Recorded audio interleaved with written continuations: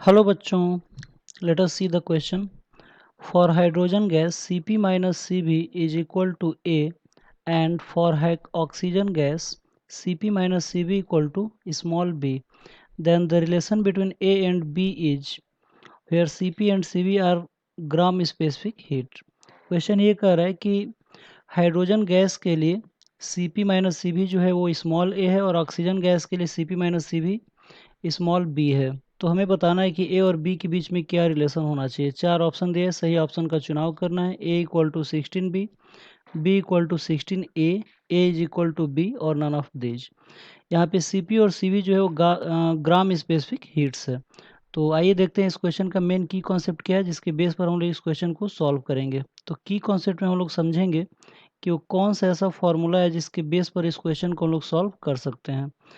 तो ये जो क्वेश्चन है इसी में आप लोगों को दिख रहा होगा कि यहाँ पे एक रिलेशन दिया है Cp माइनस सी बी, यानी कि specific heat at constant pressure और specific heat at constant volume के बीच में रिलेशन दिया हुआ है. ठीक है.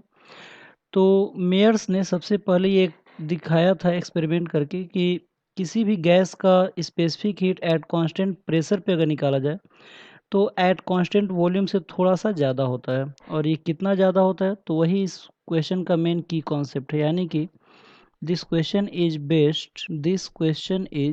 Based on Mayer's formula. ये जो क्वेश्चन है वो मेयर्स फार्मूला के ऊपर बेस्ड है. और क्या होता है मेयर्स फार्मूला? तो मेयर्स फार्मूला होता है Cp minus C V equal to R. ठीक है. और यहाँ पे जो आर की वैल्यू है ये value capital R upon M के बराबर होता है. यहाँ पे जो कैपिटल आर है वो गैस कांस्टेंट होता है और एम जो है यहाँ पे मॉलिक्यूलर वेट होता है. ठीक है. Where capital M is equal to molecular weight. ठीक है. तो इसी फॉर्मूले के आधार पे इस क्वेश्चन को लोग सॉल्व कर सकते हैं. ठीक है. तो आइए देखते हैं कि सोल्यूशन में इस क्वेश्चन को कैसे हम लोग अटेम्प्ट करेंगे. तो सोल्यूशन में आप लोग देख सकते हैं कि फॉर अगर हाइड्रोजन की बात करें, फॉर हाइड्रोजन के लिए तो इसका जो मॉलिक्यूलर वेट होता है हाइड्रोजन का मॉलिक्यूलर वेट वो होता है 2. क्योंकि एक हाइड्रोजन के लिए जो एटॉमिक मास है वो 1 होता है और मॉलिक्यूल के रूप में रहता है, यानी कि H2 के रूप में रहता है. तो इसका मॉलिक्यूलर वेट कितना हो जाएगा? 2. और अगर फॉर ऑक्सीजन की बात करें हम लोग तो ऑक्सीजन का जो मॉलिक्यूलर वेट होगा ये हो जाएगा 16. एक हाइड्रो ऑक्सीजन एटम का होता है और 2 ऑक्सीजन एटम का हो जाएगा 32.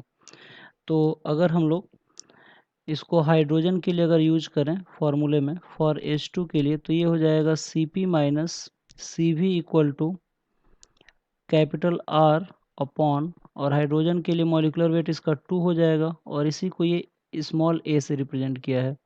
और अगर फॉर ऑक्सीजन के लिए अगर हम लोग यूज करें तो ये आ जाएगा Cp minus C V is equal to capital R upon 32 और इसको इसने b से रिप्रेजेंट किया है. तो यानी कि हम लोग देख सकते हैं कि a इक्वल टू मिल रहा है हमें r/2 और b इज इक्वल टू मिल रहा है r/2 और b इक्वल टू मिल रहा है r अपॉन 32. ठीक है.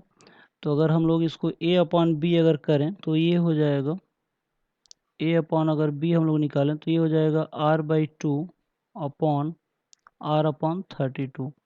यानी कि r से r कैंसिल आउट हो जाएगा और 32 ऊपर चला जाएगा. तो यानी कि a इक्वल टू आ जाएगा 16b.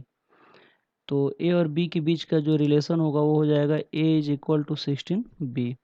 तो इस क्वेश्चन का जो सही आंसर होगा वो हो जाएगा कि a जो है स्मॉल है वो 16b के बराबर आ रहा है. तो आइए देखते हैं इस क्वेश्चन का कौन सा ऑप्शन सही ऑप्शन होगा. तो आप लोग देख सकते हैं कि फर्स्ट जो ऑप्शन है a is equal to 16b यही हमारा राइट ऑप्शन है. तो आई होप आप लोगों की क्वेश्चन समझ में आया होगा. Thank you very much. Good luck.